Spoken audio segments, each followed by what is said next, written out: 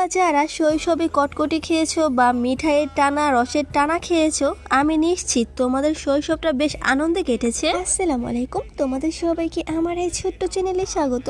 আজকে দুপুরে রান্নার পরে আমি আম্মুকে বললাম, আম্মু ঘরে মিঠাই আছে, চলো না আজকে আমরা কটকটি খাই। তো যেই কথা সেই কাজ, আম্মু কটকটি বানাচ্ছে শুধুমাত্র মিঠাই দিয়ে। মিঠাইটা কড়াইতে দিয়ে খুব সুন্দর মতো নাড়াচাড়া করতে হবে। প্রথমে যেই মিঠাইগুলো নাড়াচাড়া করছিল সেগুলো কটকটি হয়নি, মিঠাই হয়ে গিয়েছে। এরপরে আম্মু হার মানে না, আবারও মিঠাই দিয়ে নাড়াচাড়া করতে লাগে। আলহামদুলিল্লাহ এখন কটকটি হয়েছে। আম্মু মিঠাইগুলো কটকটি বানানোর জন্য একটা স্টিলের থালায় মিঠাইগুলো ঢেলে নিচ্ছে। অন্যদিকে আমি বলছি, আম্মু কিছুটা মিঠাই পানিতে দাও না, আমি টানা বানিয়ে খাই। এই টানা কে কে খেয়েছো অবশ্যই কমেন্ট করে জানাবে। টানা খাওয়ার আধ ঘন্টা পরে দেখলাম থালের গুলো কটকটি হয়ে গিয়েছে। আমি আগে স্কুলে যাওয়ার সময় কত পদের কটকটি খেয়েছি কি আর বলবো।